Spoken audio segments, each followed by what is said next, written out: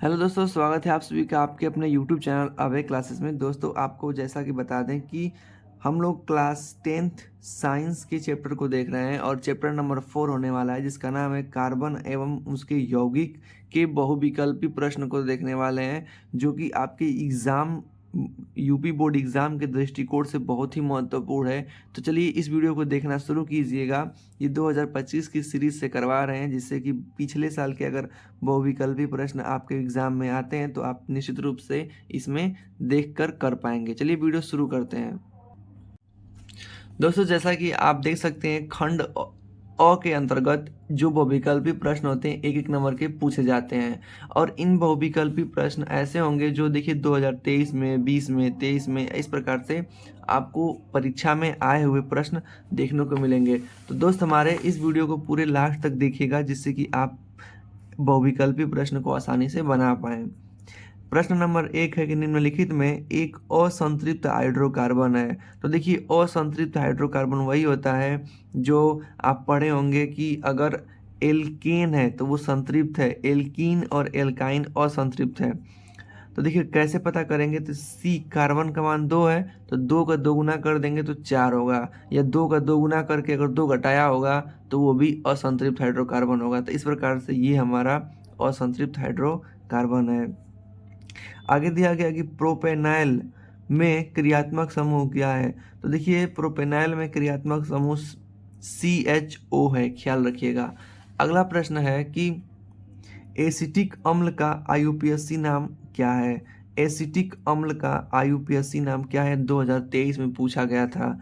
तो एसिटिक अम्ल है या मेथेनोइक अम्ल है या एथेनोइक अम्ल है या मेथेनोइक है या प्रोपेनोइक अम्ल है। तो आपको बताएं कि एसिटिक अम्ल का रासायनिक IUPAC नाम एथेनोइक अम्ल होगा। अगला प्रश्न है कि निम्नलिखित में एल्कीन है। अब इनमें से एल्कीन छांटना है। अब बताएं कि हम एल्केन, एल्कीन, एल्काइन होता है। तो जिसमें डबल बॉन्ड रहता है ना, वो एल्कीन होता है। तो देखिए, याद रखिए, डबल बॉन्ड इसमें है इसलिए ये एल्कीन है। क्लोरीन अणु में उपस्थित आबंध होते हैं। तो क्लोरीन में एकल संयोजक बंध होते हैं, ये इलेक्ट्रॉन के साझेदारी करते हैं। अगला प्रश्न दिया हुआ है 6वां कि कार्बन का वायु में जलकर कार्बन डाइऑक्साइड गैस बनाना एक उदाहरण है। तो ये एक योगात्मक अभिक्रिया का उदाहरण है। प्रोपेनॉल में क्रियात्मक समूह क्या है। OH है या COOH है या CO है या फिर CHO है। तो प्रोपेनॉल है, ख्याल रखिएगा। सॉरी, प्रोपेनॉन है, प्रोपेनॉन। तो मतलब ये C डबल बॉन्ड O होगा। कॉलम ए यह एक दिया हुआ है और यह कॉलम बी दिया हुआ है, उदाहरण का मिलान करना है। तो देखिए, उदाहरण का मिलान अगर करते हैं तो ये एल्डिहाइड का आपको दिखाते हैं, कॉलम ए और कॉलम बी। तो दिया है कॉलम ए यहाँ पे है और कॉलम बी यहाँ पे है। अब आपको मिलान करना है। तो एल्डिहाइड, देखिए एल्डिहाइड में अगर आप देखते हैं तो एल्डिहाइड का ये जाएगा, मतलब कि ये हो जाएगा ना ए। फिर दिया है कि जैसे एल्डिहाइड समूह दिया है यहाँ पे, तो ए वाला यहाँ ये वाला जाएगा बी में, मतलब कि ये इसका हो जाएगा। फिर दिया गया है कि एल्काइन बताइए, तो एल्काइन यहाँ पे है। फिर पूछा है कि कार्बोक्सिलिक अम्ल बताइए, तो कार्बोक्सिलिक अम्ल यहाँ पे है। और हाइलो हाइलो एल्केन पूछा है, तो हाइलो एल्केन आपको ये वाला मिल जाएगा, ठीक ना, क्योंकि ये हाइड्रोजन समूह का तत्व है। कुछ इस प्रकार से ये वाला विकल्प हमारा रहने वाला है। अगला प्रश्न देखते हैं कि दिया है कि कार्बन परमाणु की संयोजकता कितनी होती है। तो 4 होती है। एल्काइन का सूत्र बताइए। तो एल्काइन का सूत्र होता है CnH2n+2 होता है। प्रोपेन है, इसमें से प्रोपेन का सूत्र होता है, बताना है प्रोपेन इसमें से कौन है। तो देखिए, प्रोपेन है इसमें से CH3CH2CH3। तो हम जानते हैं कि प्रोपेन पूछा है तो उसमें कार्बन कितने होते हैं, 3 गो, एथेन, मेथेन, एथेन, प्रोपेन, इसलिए ये वाला सही हो जाएगा। अगला प्रश्न दिया हुआ है कि कॉलम ए को कॉलम बी से मिलाना है। आप यहाँ देख सकते हैं हेलो एल्केन है, एल्कोहल है, कीटोन है और एल्कीन है। अगर मिलाना स्टार्ट करें तो हेलो एल्केन जाएगा यहाँ पे, क्योंकि ये हैलोजन समूह का है। एल्कोहल है तो एल्कोहल में जानते हैं कि इसका क्रियात्मक समूह OH होता है, तो यहाँ पे OH जुड़ा हुआ है। फिर कीटोन पूछा है तो कीटोन समूह देखेंगे, कीटोन समूह कहाँ है कि CO जुड़ा हुआ है यहाँ पे। अब जो बच जाता है एल्कीन, वो हमारा इस प्रकार से हो जाएगा। इसलिए विकल्प संख्या ए हमारा इसका राइट आंसर देखने को मिल जाएगा। अब देखते हैं अपना अगला प्रश्न। अगला प्रश्न दिया हुआ है कि कॉलम ए के रासायनिक यौगिक को कॉलम बी के रासायनिक यौगिक से मिलाना है। मतलब एसिटिक अम्ल जो है तो इसको क्या कहते हैं, सिरके के बनाने में काम आता है। आगे है कि एथेनॉल, तो एथेनॉल का काम क्या होता है, ये स्पिरिट देखे होंगे, ये स्पिरिट का काम करती है। कास्टिक सोडा क्या होता है, साबुन बनाने में काम आता है। और अपमार्जक क्या होते हैं, कपड़ा धोने के काम आते हैं। इस प्रकार से विकल्प संख्या डी हमारा बिल्कुल सही उत्तर हो जाएगा। अब आपको छांटना है कि एल्कीन कौन सा है।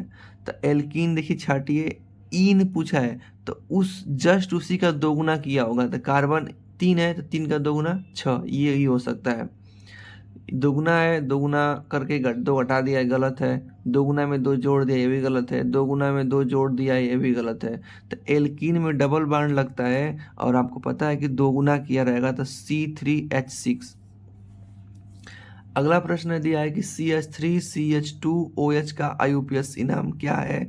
तो देखिए कार्बन गिनिए 1 2 दो ठे है, तो पहले को मेथ कहते हैं, दूसरा को एथ कहते हैं। तो एथ ये दिया गया है OH, तो आल एथेनॉल, एथेनॉल हमारा सही उत्तर हो जाएगा।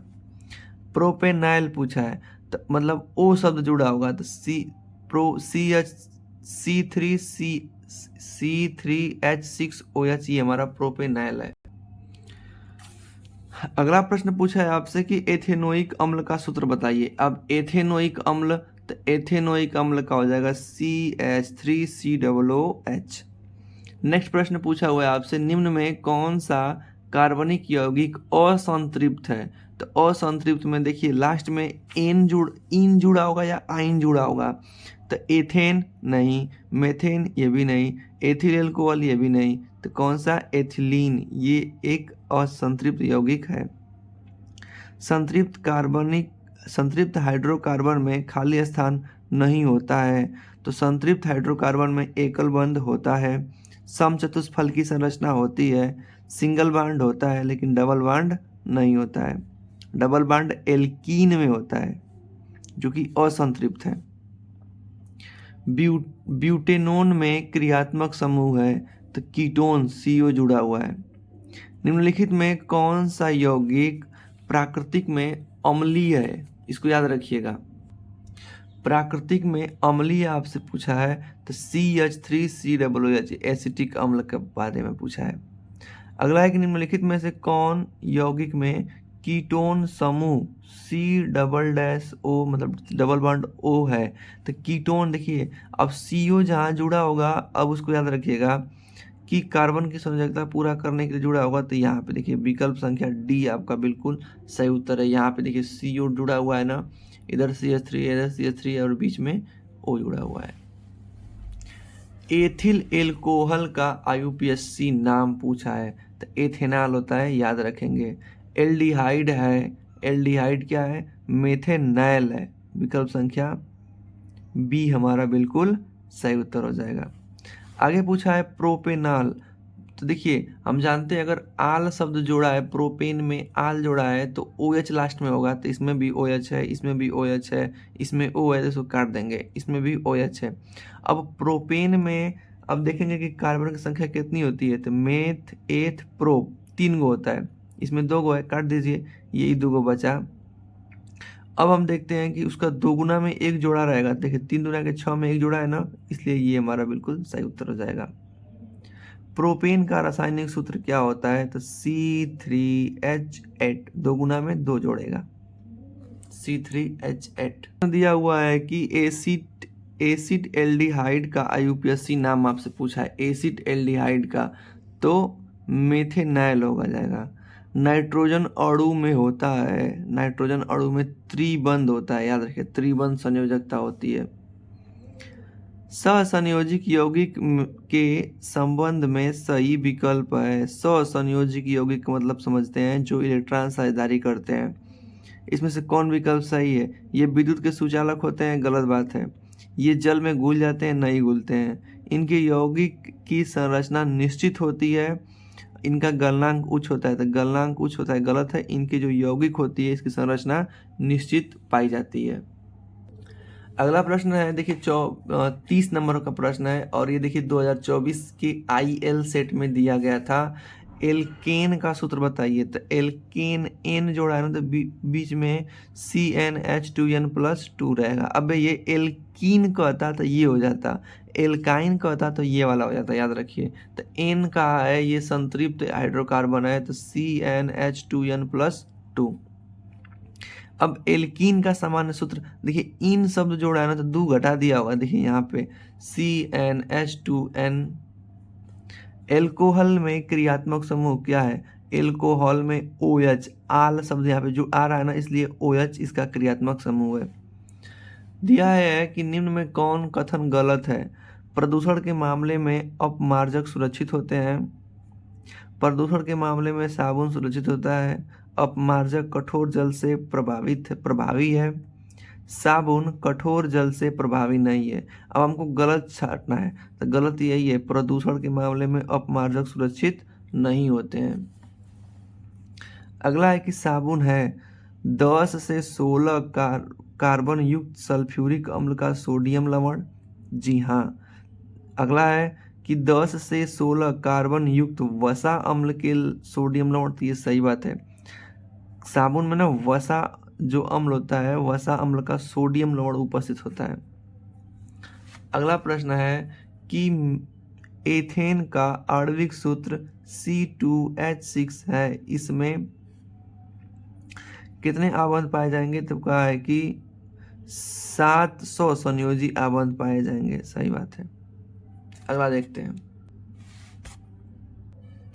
अगला प्रश्न है कि ब्यूटेनान में 4 कार्बन होते हैं, इसमें क्रियात्मक समूह है ब्यूटेनान। देखिए इसमें ऑन जोड़ा है, ऑन कीटोन में जुड़ता है, तो कीटोन ये बिल्कुल सही उत्तर हो जाएगा। यदि खाना बनाते समय बर्तन के बाहर की तरफ काला हो जाए तो इसका मतलब कि ईंधन पूर्ण रूप से नहीं जल रहा है। अगर खाना बना रहे हैं, अगर उसके बाहरी परत काला काला जम रहा है, तो इसका मतलब ये होता है कि वो खाना जो ईंधन है वो पूर्ण रूप से नहीं जल रहा है। मीथेन का संरचना सूत्र बताइए। तो देखिए हम जानते हैं कि मीथेन में एक कार्बन होता है, 4 हाइड्रोजन होता है, तो विकल्प संख्या बी हमारा बिल्कुल सही उत्तर हो जाएगा। ये परीक्षा में पूछा भी हुआ है 24 में IJ के पेपर सेट में। दोस्त मेरे अगला प्रश्न दिया हुआ है कि निम्नलिखित में सजातीय श्रेणी कौन सी है? सजातीय मतलब देखने में एक जैसा रहेगा, मतलब एक ही श्रेणी के रहेंगे, तो एल्कीन के होंगे या एल्काइन के या एल्केन के होंगे। तो CH4 C2H6 ये हम देख सकते हैं विकल्प संख्या बी में, ये एल्केन के दोनों तत्व है, ये मेथेन है, ये एथेन है। निम्नलिखित रासायनिक समीकरण को पूरा कीजिए। CH3COOH प्लस C2H5OH जोड़ेंगे तो क्या हो जाएगा? तो यही हो जाएगा कि CH3COO C2H5 और H2O निकल जाएगा। देखिए कहाँ से निकलता है, तो ये वाला भाग यहाँ पे और ये वाला भाग यहाँ पे, चूँकि ये प्लस है ये माइनस है, तो प्लस वाला माइनस के साथ जुड़ जाता है, ठीक ना। ये यहाँ से निकलेगा पूरा ये वाला भाग, तो ये पहले है और ये बाद में है, और ये H और OH मिला के जल बना दिया है। प्रोपेन का रासायनिक सूत्र मेथ एथ प्रोप, अर्थात 3 दूना के 6 2 8, विकल्प संख्या बी। निम्नलिखित में समीकरण को पूरा कीजिए। तो PCl5 है, उसमें CH3 COCl plus POCl plus HCl है, तो यहाँ पे क्या होना चाहिए? तो CH3COOH होना चाहिए, विकल्प संख्या बी। निम्नलिखित में सजातीय श्रेणी कौन है? अर्थात देखेंगे कि इसमें से कौन है। तो देखिए 2 दूना के 4 3 दूना के 6, ये भी हो सकती है। आगे अगला देखते हैं हम लोग कि C3OH C3COH नहीं है, HCHO HCH3CHO ये है और ये नहीं है। इस प्रकार से 1 और 3 हमारा ये सजातीय श्रेणी में आएगा।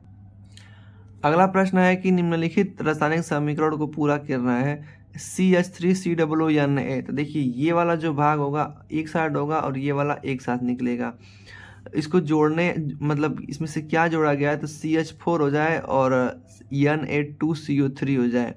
मतलब यहाँ पे कुछ ना कुछ ऐसा जोड़ा जाएगा जिसमें NaOH रहेगा। विकल्प संख्या बी। अगला प्रश्न दिया है कि सूर्य के प्रकाश एवं पर्णहरित में उपस्थित CO2 तथा H2O के संयोजन से कौन से यौगिक बनते हैं, तो ग्लूकोज बनता है। श्रृंखलन का गुण किस परमाणु में सबसे अधिक होता है, इसको नोट करके रखिएगा कि श्रृंखलन का गुण सबसे अधिक कार्बन में पाया जाता है। निम्नलिखित में एल्काइन है, एल्काइन का मतलब में ट्रिपल बॉन्ड पाया जाएगा, तो देखिए ना विकल्प संख्या बी में ट्रिपल बॉन्ड है कार्बन कार्बन के मध्य। ईंधन और औषधि के रूप में प्रयुक्त होता है एथेनॉल। एथेनॉल की सोडियम के साथ अभिक्रिया कराने पर क्या प्राप्त होगा, तो हाइड्रोजन गैस प्राप्त होगा। प्रोपेनॉल की क्रियात्मक समूह क्या है, CHO है। प्रोपेनॉल की क्रियात्मक समूह इसमें न एल जुड़ा है तो देखिए CHO हो जाएगा। मेथेनॉल में कीटोन जोड़ने पर निम्न में किसमें कीटोन जोड़ा हुआ है, तो कीटोन उसमें जो लास्ट में ओन आएगा। मेथेनॉल, एथेनॉल, प्रोपेनोन, प्रोपीन, तो देखिए यहाँ पे नोन शब्द आया है ना, तो विकल्प संख्या सी। निम्नलिखित में से असंतृप्त हाइड्रोकार्बन है, तो असंतृप्त हाइड्रोकार्बन या तो दोगुना किया रहेगा या तो दोगुना करके दो कटाया रहेगा। दोगुना 4, 4 का आधा 2, मतलब ये असंतृप्त है। CH3OH CHO और यहाँ पे जुड़ा हुआ है CH3। पूछा है IUPAC नाम, तो देखिए इधर से गिनते हैं तो 1 2, दूसरा पे है तो 2, अब ये मेथिल है और ये प्रोपेनॉल, तो इस प्रकार से ये हमारा बिल्कुल सही उत्तर हो जाएगा। तो दोस्त मेरे, इस प्रकार से आप देख सकते हैं कि आप विज्ञान के चौथे प्रश्न के बहुविकल्पी प्रश्न देखें और 53 प्रश्न आपने देख चुका है। अगर आप इस वीडियो को 1 से 2 बार देखते हैं तो यकीन मानिए आपको इस चैप्टर से अगर बहुविकल्पी प्रश्न आ जाते हैं तो एक भी छूटने वाला नहीं है। वीडियो पसंद है तो वीडियो को लाइक कीजिएगा और ऐसे ही लगातार वीडियो आपको मिलती रहेंगी और आप इस चैनल को सब्सक्राइब कर लीजिएगा। थैंक यू, धन्यवाद।